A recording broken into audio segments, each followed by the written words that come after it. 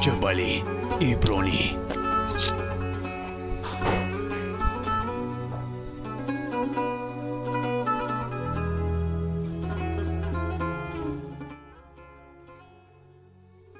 ای بچه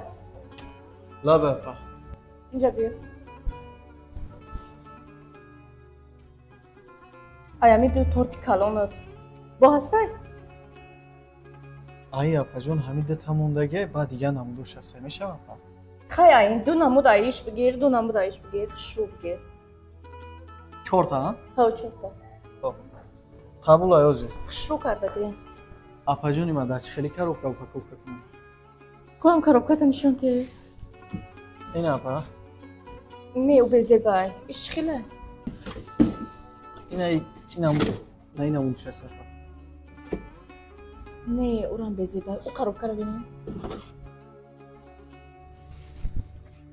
قویستانه جون ای هسته کلانش بچه نیمون تورت میشه اپا نه بزیبای اوش خیلی تانی ویشه بین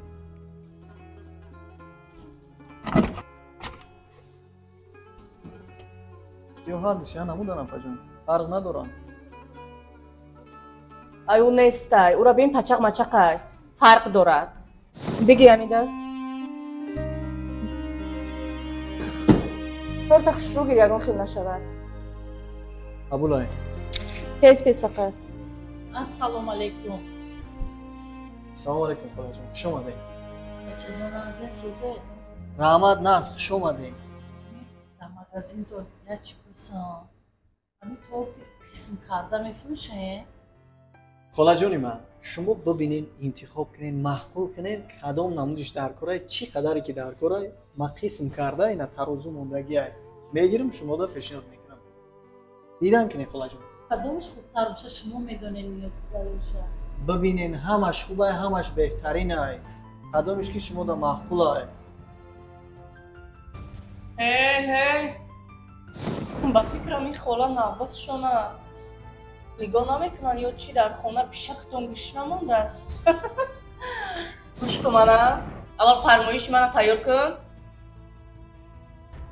بانوی زیبا در ما اگر هرچند ضرور هم باشیم هرچند کار هم داشته باشیم نوبت هم باشه لیکن قدر قیمت کلانسالا احترام کلانسالا ما همه وقت در جای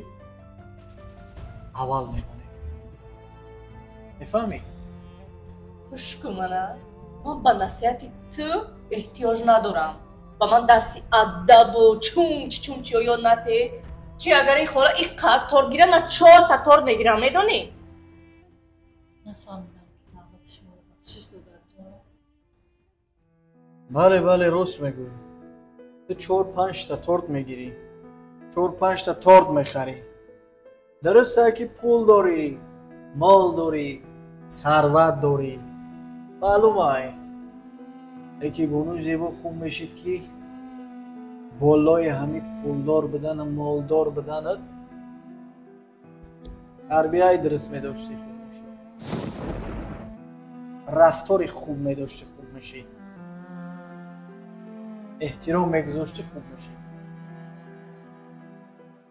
تو با من درس احترام یا نته وظیفت اجرا کن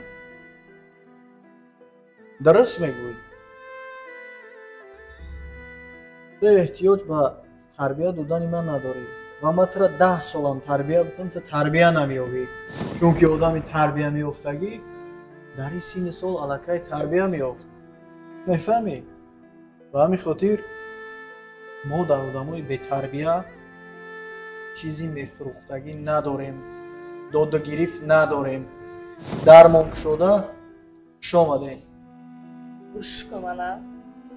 اونقدر پول دارم که هم میتوانم خودت رو خرم هم همین مغازه چهکت رو سرم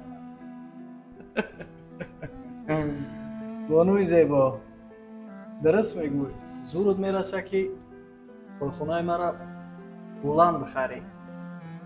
میتونی که همه اینجا را بخری یکی در ما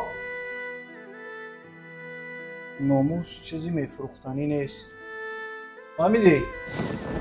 خوش آمدی.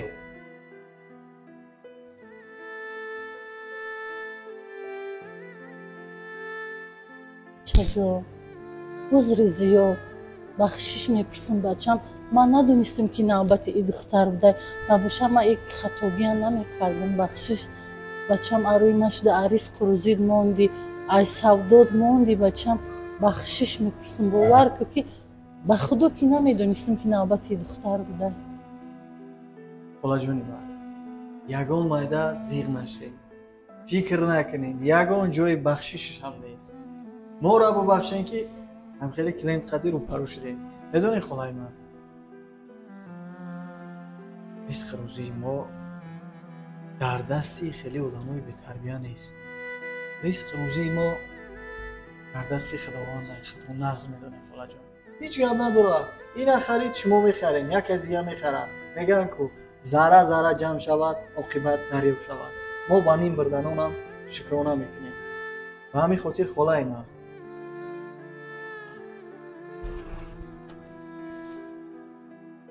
همین را انتخاب کردی نه خلا نگی نیم کشه بچه من یک روز زورم نمیرسه نه بچه مامو نیم قسم بسه بچه جان زوری من نمیرسه دایت کلون کسلی دارم در خانه بچه جان اما نیم تش بسه خلا جان همین را برداشته برده میتونین برداشته برده که بتونین خلا جانی من یگان نیم تنه مرحمت چی میشه بچه؟ 100% میشود برین در حق ما یک هفته کنیم که خداوند در کسب و کاری ما برکت بده خدا جان رحمت کلام بچم برکت زندگی بینی بچم زندگی مثل همه طور دویم شیرین باشه همه خیلی قطی فرزند داد قطی زن داد اما وقت خوشبخت باشه هیچ وقت دستی کمان نبینی هیچ وقت دلی غمان نبینی بچم